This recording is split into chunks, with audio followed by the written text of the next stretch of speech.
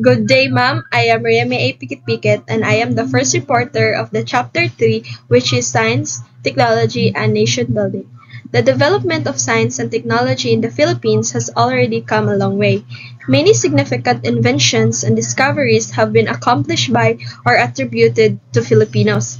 This chapter tackles how the development of science and technology affect the development of the Philippines as a nation. This report is prepared to highlight the importance role of science and technology in nation building. Science and technology have always been key drivers of progress, shaping societies by improving education, health, communication, infrastructure, and the economy. In the Philippines, the advancement of research and innovation continues to play a vital role in addressing national challenges and promoting sustainable development.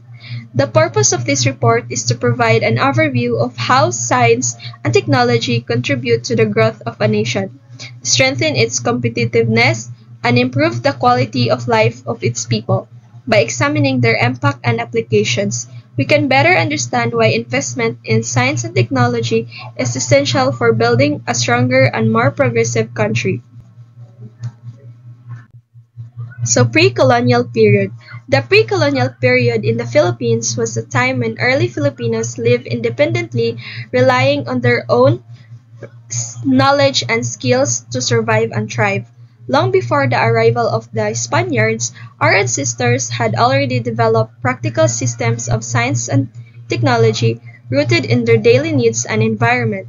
They used plants and herbs as medicine, practiced farming and animal raising to secure food, and created both terrestrial and maritime transportation to sustain trade and mobility. These innovations, though simple compared to modern standards, reflected their ingenuity, resourcefulness, and adaptability of early Filipinos. Understanding this practice allows us to appreciate the rich scientific traditions of our ancestors and how they laid the foundation for later developments in Philippine society. So they use plants, herbs, and medicine herbal. In medicine, early Filipinos used plants as natural remedies for sickness, lagundi for cough and asthma, sambong for urinary problems and kidney stones, ginger or luya for sore throat and colds, guava leaves for antiseptic for wounds and mouthwash. Babaylan, or what we call albularyo, is their healers, serves as community doctors, combining herbal remedies with rituals and prayers. Traditional midwifery used natural methods and herbs to help in childbirth. Massage and healing rituals, or hilot, practiced for body pains and injuries. In farming and animal raising systems, agriculture practice kaingin or slash and burn farming. It is for clearing land for crops. Developed terrace farming in mountainous areas like the Ifugao rice terraces.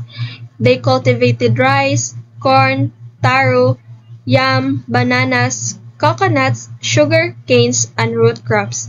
Knowledge of planting season was based on observation of the moon, stars, and natural signs. Animal raising domesticated animals, such as carabaos, for plowing, pigs, chickens, goats, and dogs. Animals provided food, labor, and trade goods. Fishing was advanced using nets, fish traps, and spears.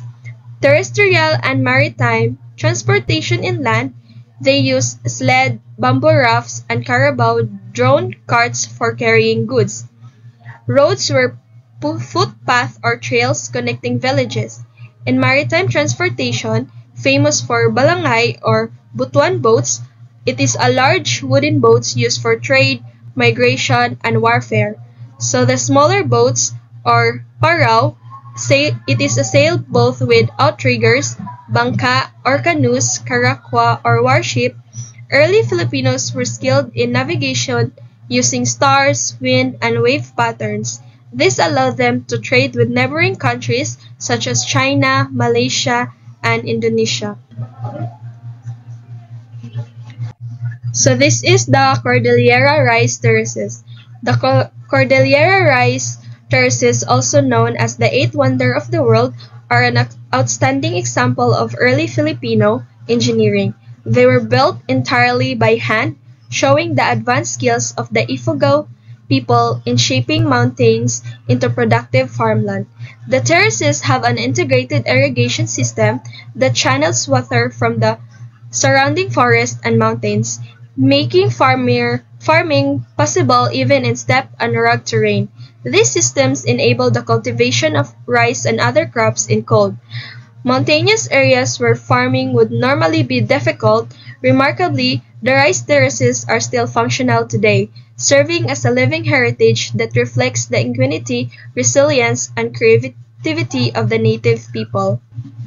Okay, let's proceed now to the colonial period, Spanish era and American era. So first, during the Spanish colonization of the Philippines, 1521 to 1898, science and technology were shaped by the needs of the colony and the interest of Spain. Infrastructure and construction were introduced. So Spaniards introduced modern construction techniques and built massive stones, churches, walls, bridges, roads, and forts. The most famous example is in Intramuros in Manila, a walled city that served as the center of government, religion, and trade. They also developed irrigation systems and shipyards for the galleon trade. A hospital were established but mostly served Spaniards, missionaries, and the Principalia or the Filipino elite. Basic medical practices like pharmacy and sanitation were introduced but limited in scope. In education, the Spanish founded schools with the University of Santo Tomas in 1611, being the oldest. However, education was largely religion-based and designed for the elite class, not the common Filipinos. Learning focused more on humanities and theology rather than scientific development. While on the other hand, during the American colonial period in the Philippines, they modernized many aspects of life such as transportation, communication, health, and education. They also established the Bureau of Science in 1905, which played a key role in advancing science and technology by conducting research in medicine, agriculture, biology, and industry. This laid the foundation for scientific development in the country. Lastly is the post-colonial period during the Ferdinand Marcos era, 1965 to 1986. So Ferdinand Marcos promoted science and technology as vital for nation building. Pag-asa was established, replacing the old Weather Bureau to improve weather forecasting and disaster preparedness. He also founded the National Academy of Science and Technology or NAST in 1976 as the highest recognition body for Filipino scientists, created the National Science and Technology Authority or NSTA, which later became the Department of Science and Technology DOST, supported large-scale S&T projects such as Masagana 99 program for agriculture and the Bataan nuclear power plant for energy. I am a second reporter. My name is Clachin C. Ojes. The topic about what is nation building. Nation building is the process of creating a strong sense of national identity so that the people with state feel united as a part of a single nation. It connects the boundaries of the state political with the boundary of the nation community. Share and identity, culture, language, of values. It states political and social process, integration, and loyalty to the state at the same time. time nation building can also arise from the people bottom up, not just a government action.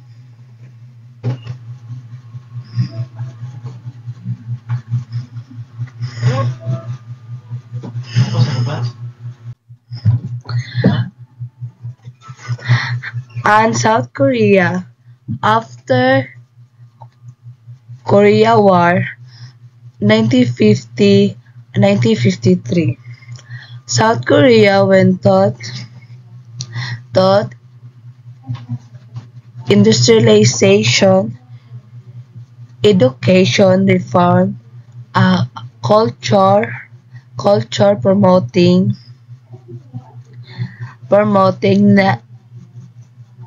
national language, the national holiday. This is the national identity. The people around a share version of economic growth and and, democ- and democratic Philippines after independence in 1946. Nation building was main group and the kind of promoting Philippines as the national language and creating a shared sense of this and history national difference. So, good morning, ma'am. I'm Preston Sandot, and my topic is how is anti-help in nation building. So, DO is the Science for Change program, or is for CP, launched by the Department of Science and Technology. DO is the in 2017 goal accelerate science, technology, and innovation in the country through bigger investment research and develop R&D R&D next center in the region of R&D or NICR, building specialized research centers in state university and college or ACOCs across the regions, focusing on local strengths and industries. NICR in the flagship of is for CP for decentralizing research instead of concentrating all research in Manila, or DOST funds regional universities to set up research centers. Example of NICRs: Tuguegarao, Cagayan State University, Smart Water Infrastructure and Management, or SWIM, Visayas, UP Visayas, Fisheries and Aquaculture Innovation. Centers Mindanao, Caraga State University, Mining and Mineral Processing R&D, Cordillera BSU, Benguet, Highland, Vegetable R&D and Sustainable Farming. These centers address local challenges. Agriculture, energy, disaster resilience industry growth while also contributing to nation development.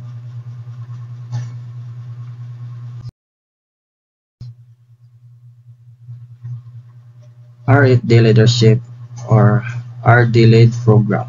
So research and development, R&D definition, systematic investigation to create or improve product technologies and solution to problems importance in the Philippines, both agriculture, health, energy, environment, and industry.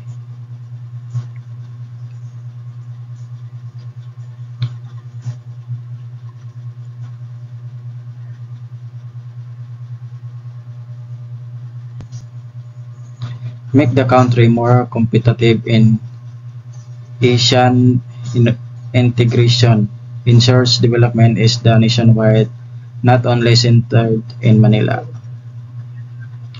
RED, RD-led program or Research and Development Leadership Program, part of the OST's Science for Change program is for CP goal.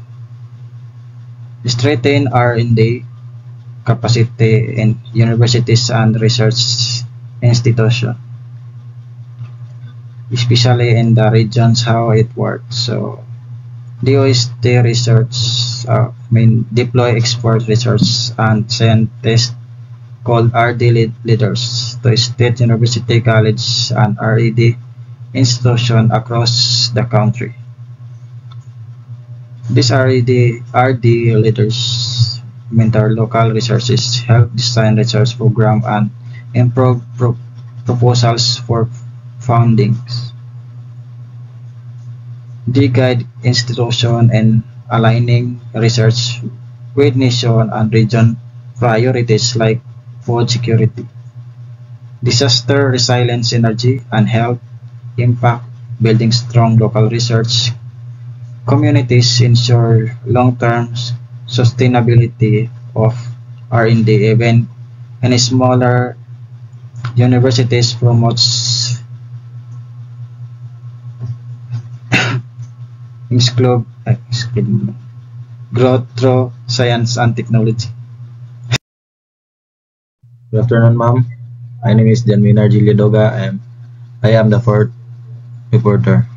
And my topic is all about the collaborative research and development to leverage with Philippine economy. Philippine Economic Cradle Program. The Cradle Program is a collaborative research and development to leverage Philippine economy. One of the most four sub-programs of the Science for Change program or is for CP. The main goal is strengthen the link between academy and industry, so the research directly benefits the economy. And how it works: first is strengthen the link between first is a company and industry partner identifies a problem or innovation need. The second is university or R&D institution works with them to create solution through research. And the third is thus funds the project, ensuring both sectors collaborate and focus solving real world industries problem while enhancing research capacity.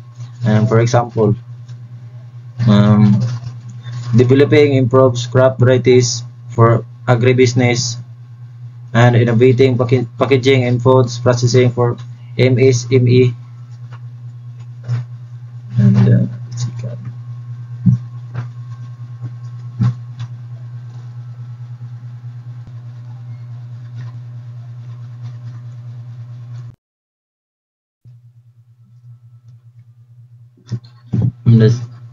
and D is the Business Innovation through SNT or BSIT.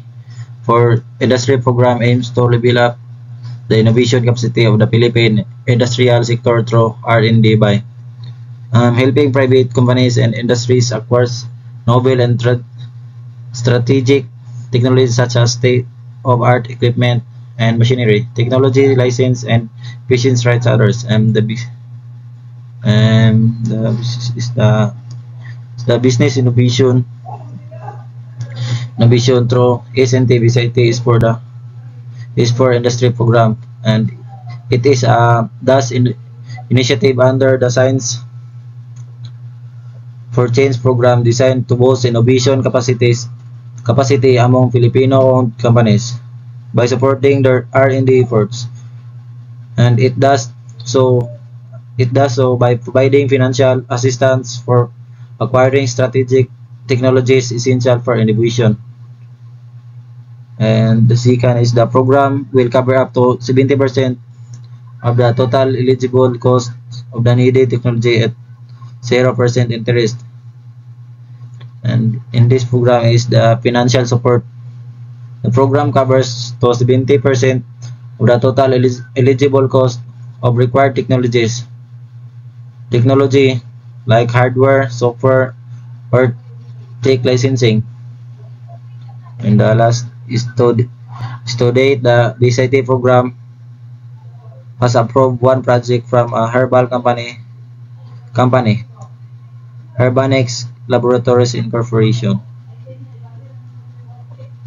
And in essence, BSIT improving locally owned firms to access vital technologies, lowering the barrier to innovation and helping translate technological advancement into real-world productivity and competitive advantage.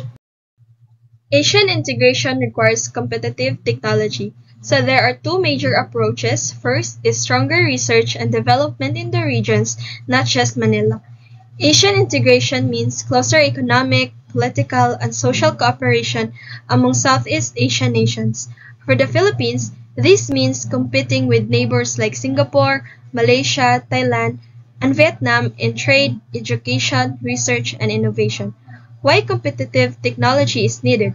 First, in global market, industries must use advanced technologies to produce quality goods and services at lower cost. Second, innovation and research. Strong science and technology help develop new products, improve agriculture, healthcare, and industries. Third, skilled workforce. With integration, Filipino workers compete directly with Asian professionals. Skills in ICT, engineering, and modern science are crucial. Fourth, disaster preparedness and sustainability. Technology helps ASEAN countries face common challenges such as climate change, natural disaster, and food security. Fifth, economy. E-commerce, fintech, and AR are driving economic growth in ASEAN. Without competitive technology, the Philippines risks being left behind. Stronger research and development in the regions, not just Manila. For a long time, science and technology activities were concentrated in Metro Manila, leaving other regions with fewer opportunities and facilities. Strengthening research and development or R&D in the regions ensure inclusive growth and equal access to innovation. Regional centers can focus on local strength and needs, for example, agriculture in Mindanao, renewable energy in Ilocos and Bicol disaster risk reduction in Visayas, upland farming and biodiversity in Cordillera. This decentralization promotes regional industries, creates jobs, and reduces the gap between Manila and the provinces. A stronger nationwide R&D system also makes the Philippines more competitive under ASEAN integration, since every region contributes to technological advancement of the Philippines. Good morning, ma'am. I am Amici Andares, and this is the continuation of the report. So, this is a second major approaches in Asian integration requires competitive technology. So, the second is a strategic project in 5 areas. First is renewable energy. We need new technology to enable high electricity yields in limited space with less dependence on natural resources to enable us to meet our COP21 commitment while lowering the price of electricity. So COP21 is an agreement where countries promise to reduce carbon emission to fight climate change. One way to do this is by using renewable energy like solar and wind power, but we need this to be more efficient and practical. Example, using high-efficiency solar panels, even small spaces like rooftop can produce enough electricity. Second is S&T for industry development. We need stronger participation of our scientists and engineers if we want to revitalize our basic industries such as the steel industry. To grow our economy, we need innovation in industries such as steel manufacturing, which can provide many jobs. Science and technology can help create stronger, cheaper, and more eco-friendly products. Example, using electric arc furnace instead of traditional ones to reduce pollution, speed up production. Third is a faster and cheaper internet. We have Asia's lowest internet, yet our archipelago needs to yet bridge gap and build network. Because of the Philippines is made up of many islands, communication and access to information are hard. Fast internet is needed to connect areas for education, business, and government services. Example, installing fiber optic internet in rural areas so they can keep up with cities. The fourth is increase food production. Given limited lands, technology is needed to expand yields while increasing the quality of output and being less dependent on foreign input like fertilizer. To make sure there's enough food for our growing population, we need modern farming technologies that are more efficient and don't rely on expensive imported fertilizer or seeds. Example, using vertical farming in cities to grow food in small spaces, making organic compost from local waste instead of using imported fertilizer. Lastly is a climate change adaptation. We need cutting-edge technologies to enable our farmers to adapt to changing climate and the needs to do technologies that destroy the capacity for a good healthful yields.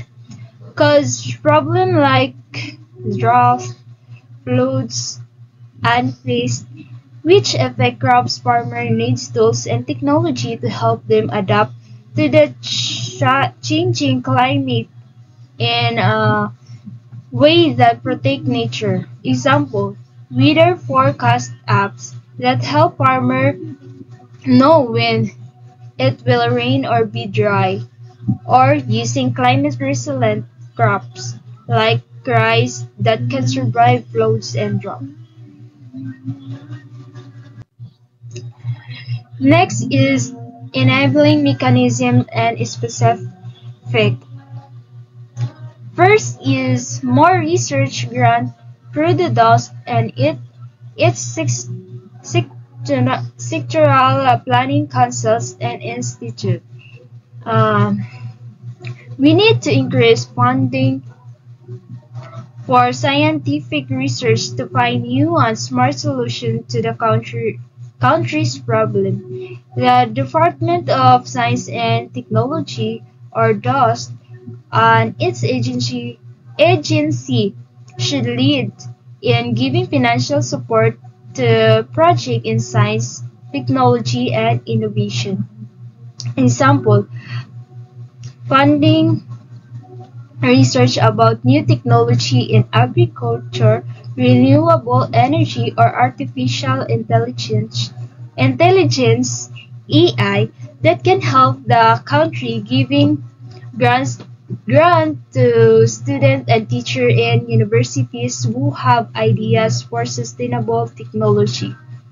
Second is strengthening the Balik Scientist Program and retention program for current youngest scientists. Our young scientists must be engaged through actual research projects. Many of our scientists and engineers are OFWs who support our candidacy. We need their help to uplift our country technology, and we hope they come back. Many talented Filipino scientists work abroad as OFWs. We need to encourage them to come back and serve the Philippines through programs like the Balik Scientist Program. At the same time, we should also support the young scientists who are already here so they won't leave the country. Example, giving better salaries, research opportunities, and career development for young scientists, letting returning scientists teach or do joint research project in local university.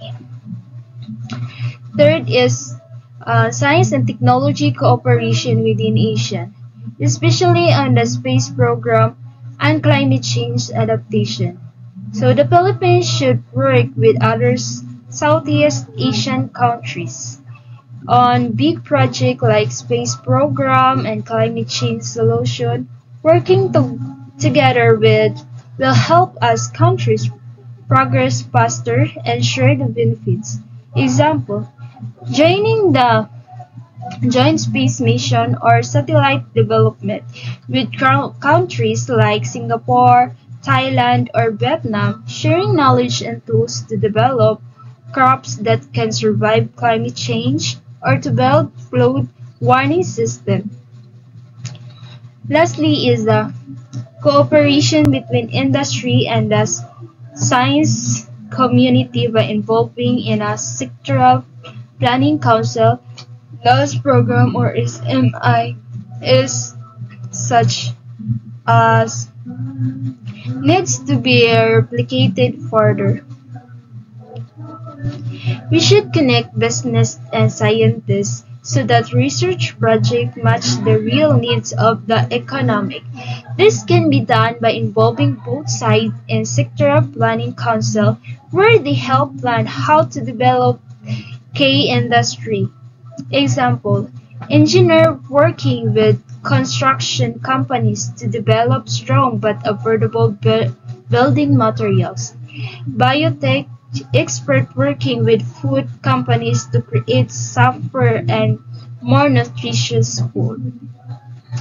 So, all of these proposals aim to strengthening the role of science and technology in the country's growth by giving real support such as funding, partnership, and talent development that connect the government, scientists, business, and neighboring countries.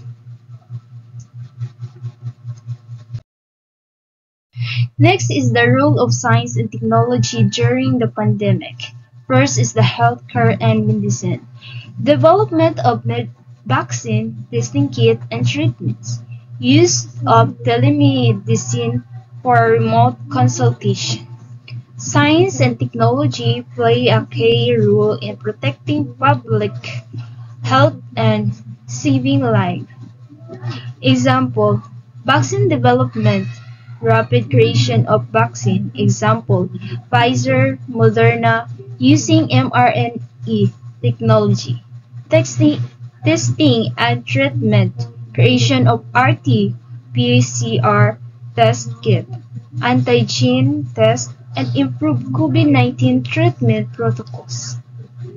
Telemedicine allowed patients to consult doctor remotely, reducing the risk of virus exposure in hospital.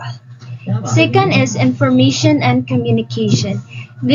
Digital platforms for online learning and remote work, social media, and website for real-time update help keep people informed, connected, and engaged while staying safe at home. Example, online learning platform.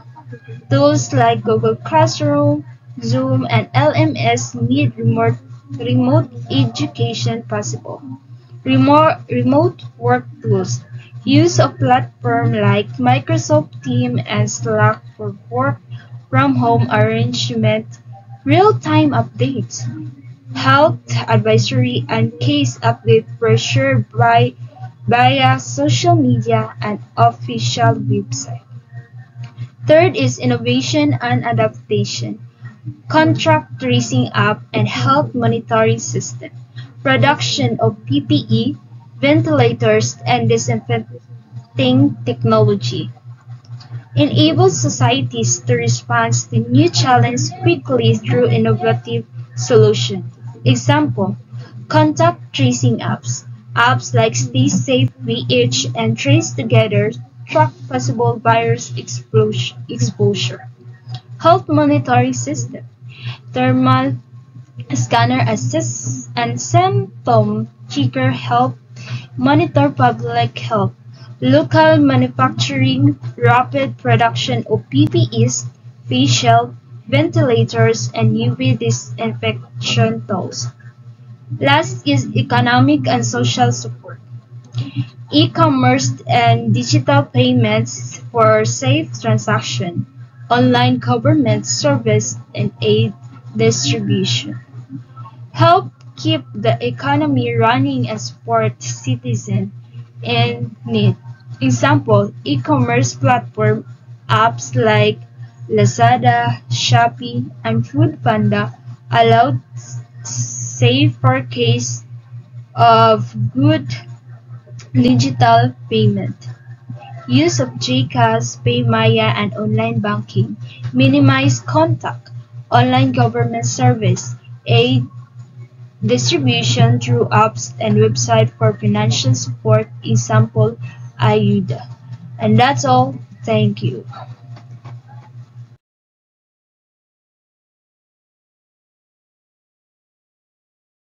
Good day, ma'am. My name is Jan Levin Selosica, and in this video, I'm going to present the supporting video about pre-colonial period.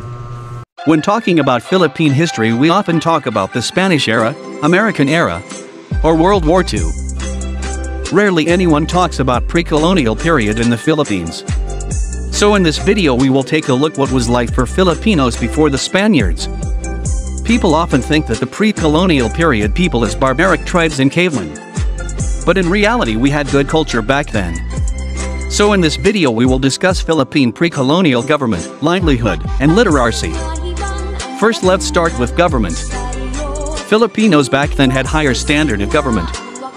Back then we had someone called the Datu, which are basically tribe chiefs, and usually served his people well, and unlike Spanish rulers, a Datu can be legally impeached by the normal people.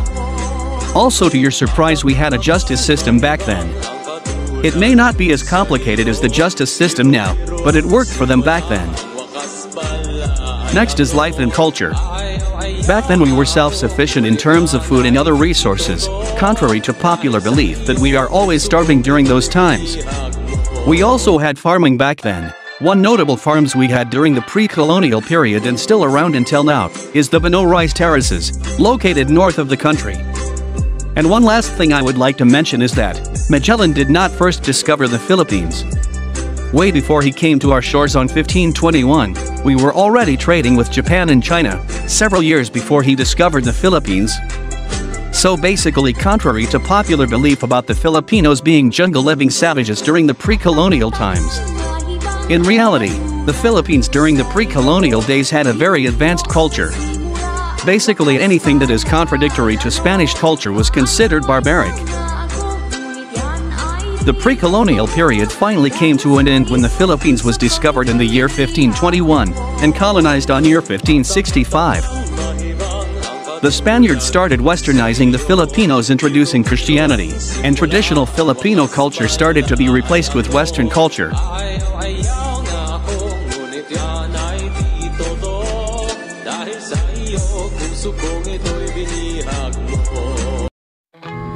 Hello everyone, today let's explore one of the most breathtaking wonders of the Philippines,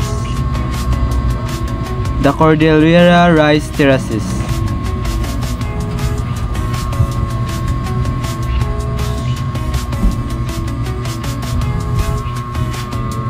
The Cordillera Rice Terraces, often called the Eighth Wonder of the World.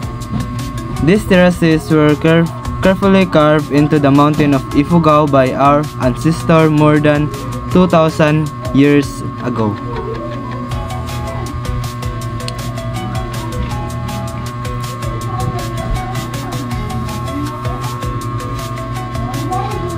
What makes them truly amazing is that they were built by hand, using only simple tools, yet they continue to stand strong today. The rice terraces are not just beautiful landscape, they are also a symbol of the rich culture and ingenuity of the Ifugao people. These terraces were designed to follow the natural contours of the mountains, showing how the Ifugao live in harmony with nature. In fact, the UNESCO World Heritage Site include 5 terraces cluster: Batad, Bangaan, Hungduaw, Muyayaw, and Nagakadan.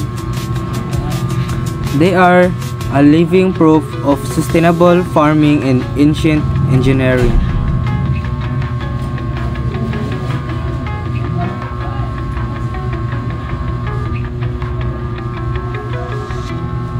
These are the rice terraces. Now, how do you get there? The most popular way is to travel from Manila to Banawe, Ifugao by land. It usually takes around 9 to 10 hours by bus or car. From Baguio City, it takes around 7 to 8 hours.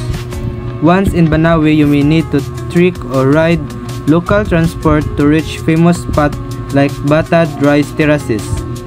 The journey may be long, but the view and experience are truly worth it. And next is the supporting video about Spanish colonization.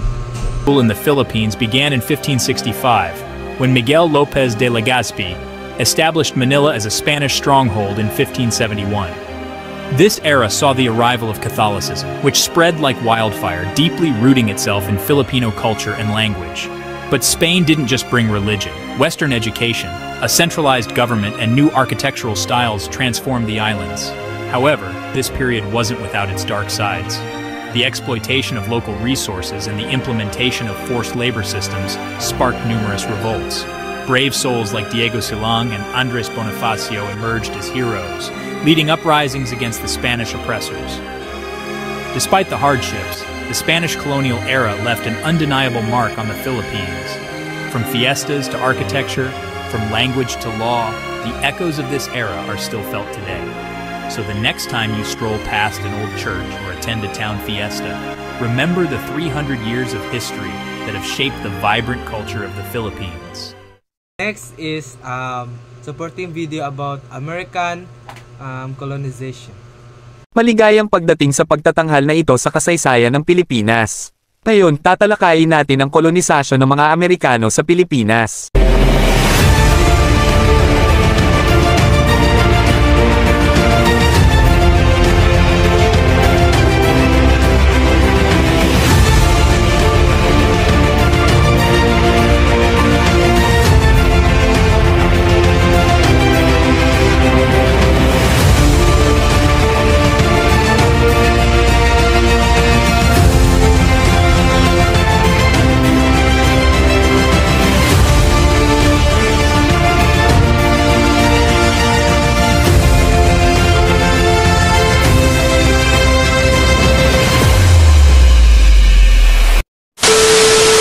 Nagsimula ang kolonisasyon ng mga Amerikano sa Pilipinas noong 1898 matapos talunin ng Estados Unidos ang Espanya sa digmaang Espanyol-Amerikano.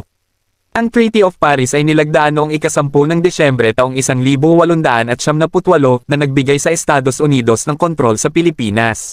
Noong panahong iyon, ang Pangulo ng Estados Unidos ay si William McKinley. Naniniwala siya na tungkulin ng Amerika na sibilisahin at gawing Kristiyano ang mga mamamayan ng Pilipinas. Gayunpaman, iba ang ideya ng mga tao sa Pilipinas. Sa pamumuno ni Emilio Aguinaldo, idineklara nila ang kalayaan mula sa Espanya noong ika-12 ng Hunyo taong 1878 at itinatag ang unang republika ng Pilipinas. Sumiklab ang digmaang Pilipino-Amerikano noong 1899 at tumagal ito hanggang 1902. Magiting na nakipaglaban ang mga Pilipino laban sa mga puwersang Amerikano, ngunit sa huli ay natalo sila. Isa sa pinakakilalang pangyayari sa digmaang Pilipino-Amerikano ay ang Balanghiga Massacre.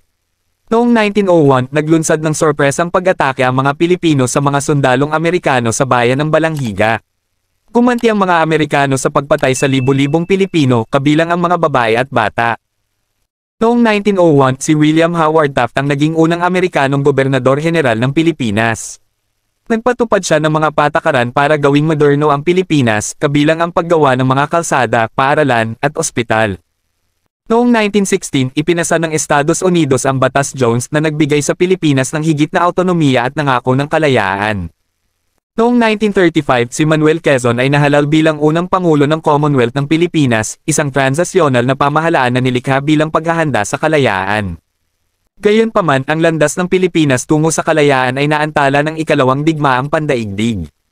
Noong 1941, sinalakay ng mga Hapones ang Pilipinas at sinakop ang bansa sa loob ng 3 taon. Si General Douglas MacArthur, na siyang commander ng United States Army Forces sa Malayong Silangan, ay tanyag na nanumpa na babalik sa Pilipinas upang palayain ito mula sa mga Hapones. Noong 1944, tinupad niya ang kanyang pangako at pinangunahan ang mga puwersang Allied sa tagumpay. Noong ika-4 ng Hulyo taong 1946, ipinagkaloob ng Estados Unidos ang kalayaan ng Pilipinas. Ngayon, ang ika-4 ng Hulyo ay ipinagdiriwang bilang Araw ng Kalayaan ng Pilipinas. Ang kolonisasyon ng mga Amerikano sa Pilipinas ay tumagal ng halos 50 taon. Sa panahong iyon, ang Pilipinas ay dumaan sa mga makabuluhang pagbabago, parehong positibo at negatibo. Ang mga Pilipino ay natuto ng Ingles at nakilala sa makabagong teknolohiya, ngunit nagdusa din sila sa pamamagitan ng digmaan at kolonyal na pang-api. At iyon ang nagtatapos sa ating presentasyon sa kolonisasyon ng mga Amerikano sa Pilipinas. Salamat sa panunood. And last about the colonial period is the post-colonial period. When the nation gained independence, the government focused on using its limited resources in improving its science and technological capabilities. The importance given to science grew. Programs were introduced and policies were amended, funds were channeled. Shortly after the World War II, Ferdinand Emmanuel Edrelin Marcos became the 6th President of Republic of the Philippines. During Ferdinand Marcos' presidency, the importance given to science grew. The National Science Development Board was established in 1958. It was reorganized as the National Science and Technology Authority in 1981 and elevated to the Department of Science and Technology in 1987. In 1967, science courses revitalized in public high schools by provided science teaching equipment. He recognized that technology was the leading factor in economic development and channeled additional funds to support projects in applied sciences and science education.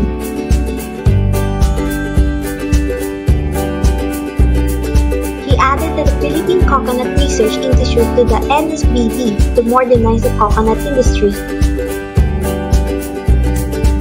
The NSBD also established the Philippine Textile Research Institute. The Philippine Atomic Energy Commission of NSBD explored the uses of atomic energy for economic development.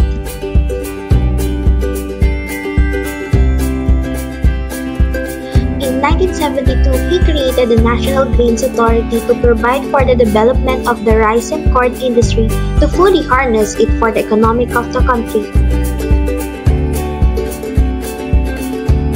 He established the Philippine Council for Agricultural Research to support the progressive development for agriculture, forestry, and fisheries for the nation.